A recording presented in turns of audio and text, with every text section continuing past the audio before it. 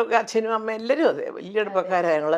അപ്പോൾ ലാലുവിനെ ഇപ്പോൾ ഈ പുറമേ അങ്ങനെയൊന്നും പറഞ്ഞ് ആചാര കസർത്തൊന്നും ചെയ്തില്ലെങ്കിൽ ലാലുവിന് രാജുവിനെ ഇഷ്ടമാണ്, രാജുവിന് അതിനെക്കാട്ടിലും ഇഷ്ടമാണ്. ഇവരെല്ലാം ഈ ലാലുവിൻ്റെ കുസൃതികളൊക്കെ ചിലപ്പോൾ ഈ പിള്ളേരോട് പണ്ട് പറഞ്ഞിട്ടുണ്ട്.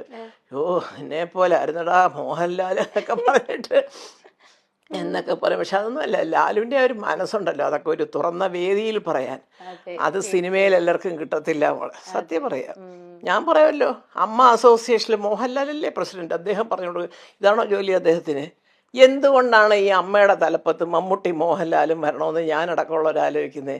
അത് ആരെങ്കിലും ഈ അമ്മയിലുള്ള ഒരു ചിന്തിക്കുന്നുണ്ടായിരിക്കാം, എന്തോ എനിക്കറിയില്ല.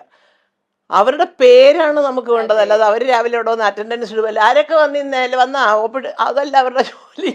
അവർ മലയാള സിനിമയുടെ യശസ് ലോകമെമ്പാടും ഉയർത്താൻ നടക്കുന്ന രണ്ട് വ്യക്തികൾ കാലത്ത്, അതിനാണ് വേറൊരു കമ്മിറ്റിയും ഒരു സെക്രട്ടറിയും ഒരു ട്രഷററും അതും ഇതൊക്കെ ആയിട്ട് കുറേ ആൾക്കാരെ എടുത്തിരിക്കുന്നത്. അവരും ഇല്ലേ, വേറെ ഉണ്ടല്ലോ, കമ്മിറ്റിയിൽ നിന്ന് ആരെങ്കിലും വിളിച്ച് രണ്ടുപേരെ ഇരുത്താം. അപ്പോൾ ഞാൻ പറയുന്നത് അവരവിടെ വരണം എന്നുള്ളതല്ല, അത് മമ്മൂട്ടി മോഹൻലാലാണ് കേട്ടോ എൻ്റെ മറ്റേ തലപ്പത്ത് കാര്യങ്ങൾ. അയ്യോ വേണ്ട, ഇനി അവിടെ ചെന്നതിന് ഒന്നും പറയാൻ നിൽക്കേണ്ട, അവർക്കൊരു മനസ്സിന്. അപ്പം അവരോടുള്ള ബഹുമാനം കൊണ്ടാണ് ചിലപ്പോൾ ഒരു പക്ഷേ പല തെറ്റുകളും അമ്മ ചെയ്തു എന്ന് തോന്നുന്നത് മിണ്ടാതെ നമ്മളൊക്കെ വിടുന്നത്. അതെല്ലാ സംഘടനയിലും അങ്ങനെയാണ്. ഇപ്പം തലപ്പത്തിരിക്കുന്ന ആളുടെ ഇൻഡസ്ട്രിയിലെ സ്ഥാനം എന്താണെന്ന് നമ്മൾ നോക്കും അല്ലേ.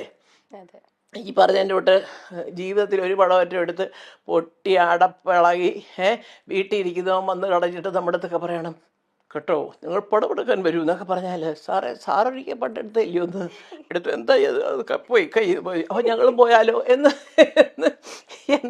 അവ എന്നൊക്കെ ഉപദേശങ്ങൾ പോലെ ഉള്ളു മോളെ എല്ലാം. ഇതൊക്കെ പറഞ്ഞു കഴിഞ്ഞാൽ സത്യം പറയുമ്പോൾ ആർക്കും ഇഷ്ടപ്പെടത്തില്ല. എങ്കിലും ഞാൻ പറയുന്ന അതാണ്, മമ്മൂട്ടി മോഹൻലാൽ സംഘടനയിൽ ഇരിക്കുന്നു, പക്ഷേ അവിടെ എന്നും വന്ന് കാര്യങ്ങൾ നോക്കുന്നവർക്ക് തെറ്റുകൾ പറ്റുന്നുണ്ട്. ഞാൻ ഈ അടുത്ത കാലത്ത് പറഞ്ഞില്ല, എൻ്റെ താരണ്ട് ചോദിച്ചു കുടുംബയോഗത്തിൽ ചേച്ചി പാട്ട് പഠിക്കും. ഏത് കുടുംബയോഗം?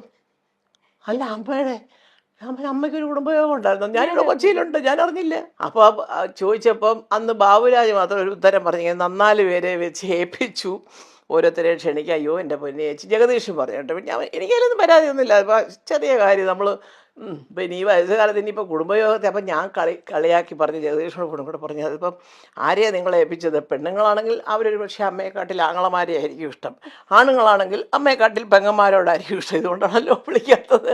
ഇതൊന്നും ഒരു കുറ്റമല്ല. വയസ്സുകാലത്ത് ഈ അമ്മമാരൊക്കെ വന്നിരിക്കുന്ന ഒരു ബുദ്ധിമുട്ടാണ് സത്യം. അയ്യോ അവർ വീഴുമോ അവിടെ കാണുമെന്ന് പിടിച്ചാലേ ഇറങ്ങി പോകുമ്പോൾ എന്നൊക്കെ പറഞ്ഞ് ഒരുപാട് കാര്യങ്ങളാണ്. അപ്പോൾ അതുകൊണ്ട് അതറിഞ്ഞ് നമ്മളങ്ങ് മാറി നിൽക്കുക.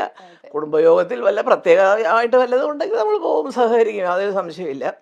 ചുമ്മാ അതൊരു മീറ്റിംഗ്, പിള്ളേരെല്ലാം കൊണ്ടൊന്ന് രസിച്ച്. ഇപ്പം എൻ്റെ മക്കൾ തന്നെ ചിലപ്പം എവിടെല്ലാം പോകുന്നു, എന്തമ്മേ അമ്മയെ കാണേണ്ട സ്ഥലം, അമ്മേ അവിടെ പോകുമേ ഇവിടെ പോകുമേ, ഹോങ്കോങ്ങിൽ ഇപ്പോൾ പിന്നെ ഹോങ്കോങ്ങിൽ പോകാൻ 70ാമത്തെ വയസ്സിലേ നല്ല കാലത്തേ പോയിട്ടില്ല.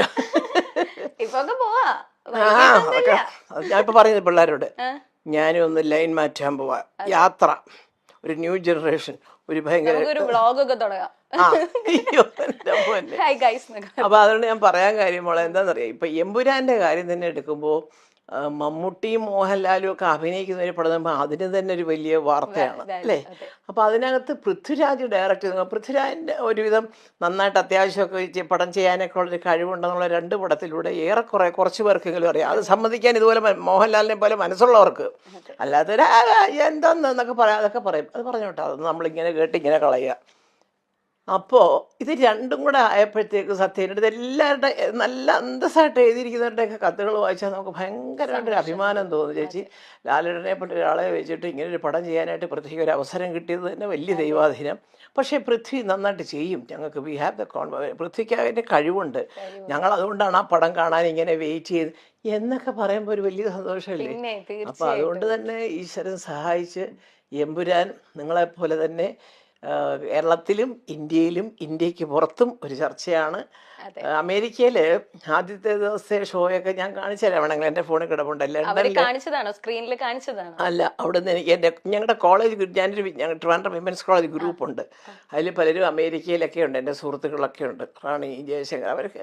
അപ്പം അവരൊക്കെ ഓരോ ഷോയുടെയും ടിക്കറ്റ് ബുക്ക് ചെയ്ത് പോയിരിക്കുകയാണ്, കിട്ടുന്നില്ല, ഫസ്റ്റ് ഡേ ഒന്നും കിട്ടുന്നില്ല. അപ്പോൾ അതിനെക്കുറിച്ച് എഴുതി അയച്ചു. ലണ്ടനിൽ ആദ്യത്തെ 2 ദിവസത്തെ 3 ഷോയും കംപ്ലീറ്റ്ലി ബുക്ക്ഡായിട്ട്. അപ്പോൾ ഒരെണ്ണം ബുക്ക് ചെയ്തിരിക്കുന്ന അവിടെ ഇവിടെ നമ്മുടെ പാരഗൺ ഹോട്ടലൊക്കെ നടത്തുന്ന ഒരു ഇപ്പോൾ അതിൻ്റെ സൽക്കാരം എന്നാന്ന് തോന്നുന്നത് അറിയത്തില്ല, സന്തോഷ് ആതിര എന്നൊക്കെ പറഞ്ഞാൽ നിങ്ങൾക്കൊക്കെ അറിയാം. ഒരു ലേഡി പൃഥ്വിരാജിനെ ഇമിറ്റേറ്റ് ചെയ്തൊരു പെൺകുട്ടി, അവരൊക്കെ ലണ്ടനിലാണ്. അവർ ഇങ്ങനെ ബുക്കിങ്ങിൻ്റെ. അപ്പോൾ ഇതൊക്കെ കണ്ടിട്ട് ഞാനിങ്ങനെ ഇവിടെ ഇരുന്നിങ്ങനെ സന്തോഷിക്കുകയാണ്. ഈശ്വര, ആദ്യത്തെ 3 ദിവസം UK ടിക്കറ്റ് ഇല്ലെന്നോ എന്നൊക്കെ നമുക്ക് ഇതൊക്കെ ഇവർ പറഞ്ഞല്ലേ നമുക്കറിയാനൊക്കെ ഉള്ളൂ. അപ്പോൾ ഞാൻ മക്കളും മോഹൻലാലും ഒക്കെ അറിയുമായിരിക്കും, ഞാൻ പക്ഷേ അത്ര ഇതെല്ലാം എനിക്കും വരുന്നുണ്ട്. ദൈവം സഹായിച്ച് എന്തോ അയ്യോ അമ്മയും കൂടെ ഒന്ന് കണ്ടോട്ടെന്ന് വിചാരിച്ചിട്ടായിരിക്കും.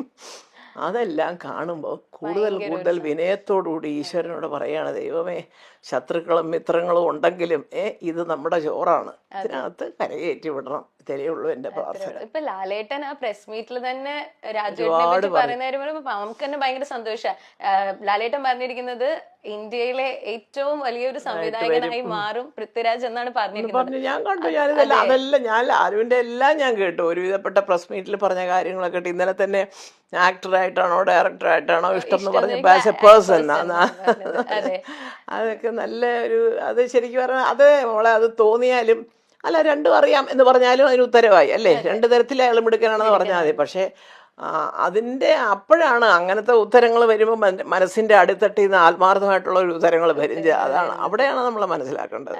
അതിപ്പം മമ്മൂട്ടിക്കും അറിയാം നന്നായിട്ട്. എൻ്റെ മക്കളെ എല്ലാം നന്നായിട്ട് സുഖമായിട്ടുള്ള കാലം മുതലേ വലിയ അടുപ്പക്കാരാണ്.